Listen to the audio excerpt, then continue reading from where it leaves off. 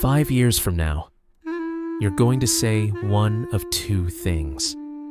Either, holy crap, I actually rebuilt my brain and turned my life around.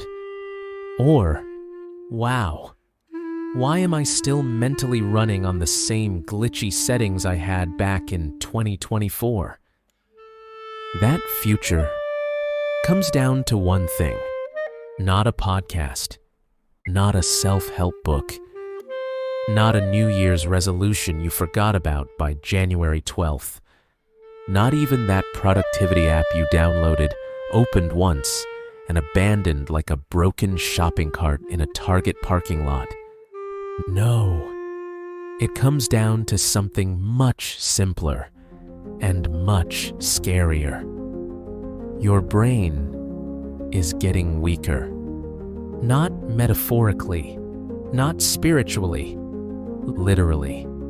And if you live in the United States, congratulations, you're living in the Olympics of mental overload. Let's break this down, because the truth isn't just shocking, it's uncomfortably relatable.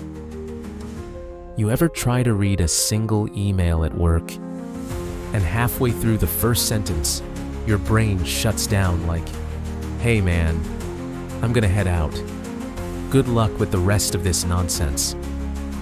You try to focus, and suddenly you're thirsty, hungry, itchy, bored, tired, nostalgic, angry, philosophical, and convinced you need to clean your entire apartment at 2 p.m. on a Tuesday.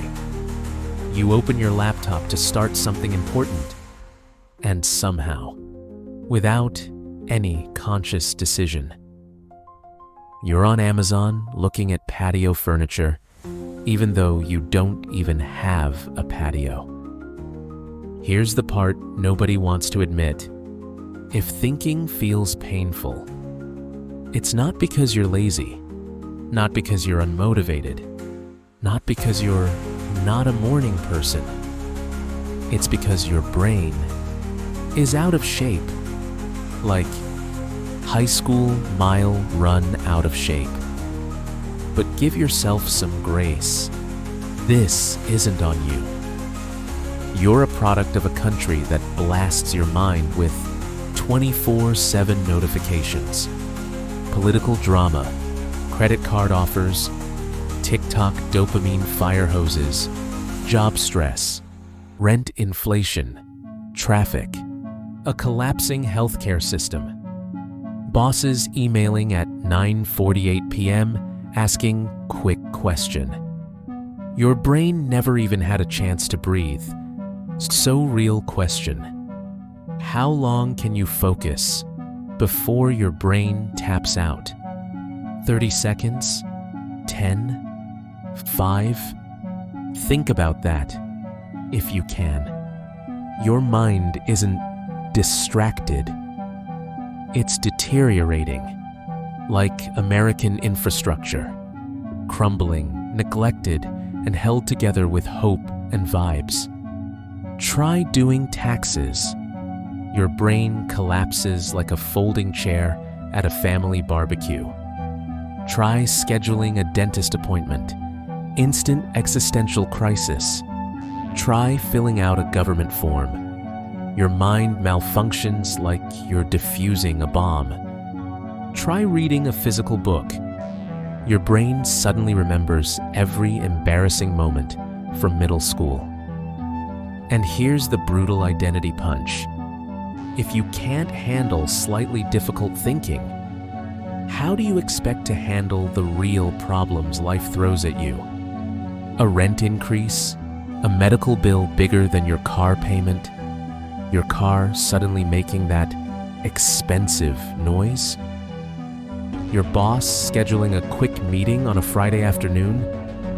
If your brain collapses at mild effort, what's it going to do when life actually punches back? But again, this is not your fault. America has conditioned you to outsource everything Google Maps thinks for you. Spotify picks your music. YouTube picks your next video. DoorDash picks your dinner. TikTok picks your emotions. Autocorrect finishes your sentences. AI writes your emails and resumes and breakup texts. Your brain is basically being benched from its own job. No wonder it's losing strength. And answer me honestly, when was the last time you solved something? Anything without instantly reaching for your phone?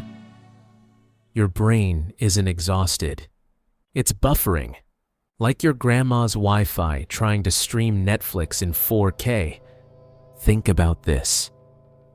You sit down to concentrate, and your mind immediately goes into avoidance mode. Let's check the weather. Let's reorganize the fridge. Let's scroll Zillow for houses we can't afford. Let's research a random symptom we felt 2 weeks ago. Let's Google, why am I like this?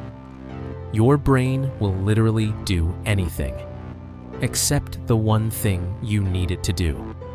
Emails, anxiety, meetings, confusion, deadlines, panic, thinking, immediate spiritual death. And here's the nightmare scenario.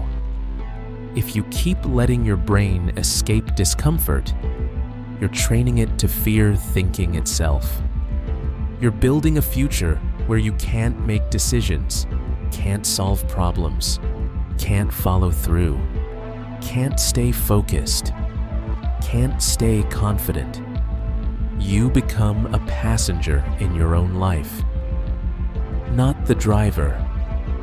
But again, this brokenness, it's not yours.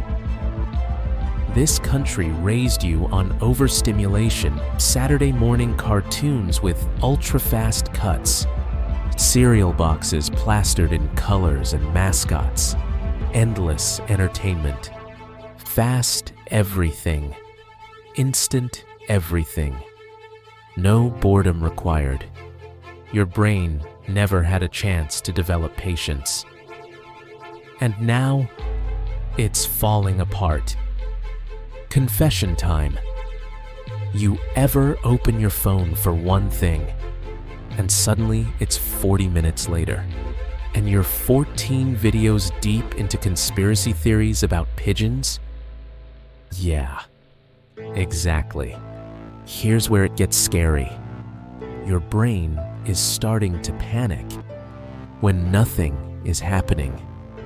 Silence used to be peaceful. Now silence feels threatening, uncomfortable, almost dangerous. You ever sit alone for 10 seconds and your mind immediately screams, check your phone, check Instagram, check literally anything. That's not boredom. That's withdrawal.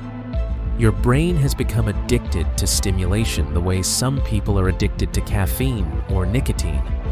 Except instead of getting jittery, your thoughts collapse. And here's the real identity crisis. If you can't sit with your own mind, you're not in control of your life. You're just reacting to whatever stimulus hits you first. That means your distractions are in charge, not you. But hey, don't panic. This isn't just happening to you. It's happening to your coworkers, your friends, your siblings, your neighbors, your entire generation. Thinking is a muscle, and America stopped using it sometime around 2012. You're not broken. You're just mentally untrained. And the world loves you mentally untrained. Because mentally untrained people are predictable, distracted, exhausted, easy to sell to, easy to influence. Tell me this, no judgment. How long can you sit in silence before your brain starts clawing at the walls? Here's the truth we avoid. When your brain gets weaker, your life gets weaker. Everything starts collapsing. Making decisions becomes stressful. Relationships feel harder to maintain. Long-term goals seem impossible. Every day feels chaotic. You're mentally overwhelmed before lunch. You lose trust in yourself. You stop taking action. You procrastinate everything. Life starts feeling like quicksand. This is why so many Americans feel constantly behind. It's not laziness. It's not lack of ambition. It's brain fatigue. And the harshest reality? The life you want, the version of yourself you admire, requires a brain that can actually think. Not a brain that freaks out when the Wi-Fi drops or melts down over a 4-minute adult task. You can't build a future with a brain that's falling apart.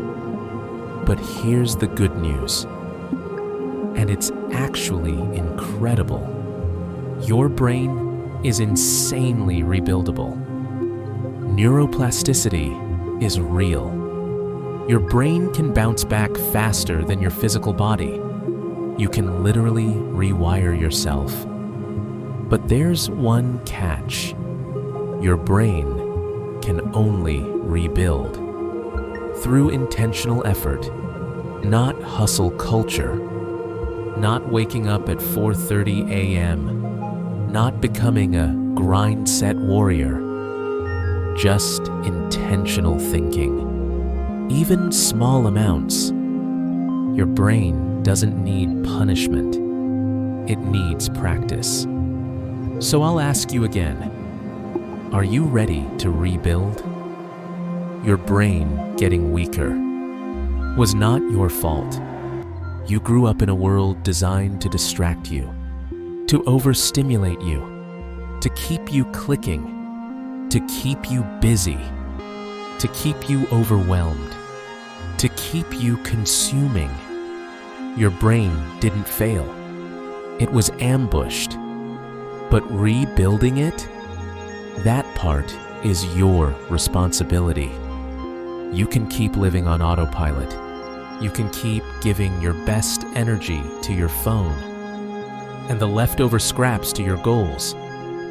You can keep watching other people live the life you want from the sidelines. Or you can do something almost nobody in America does anymore. You can reclaim your mind, choose to think, choose to focus, choose to rebuild, choose to take your brain back before it slips even further away.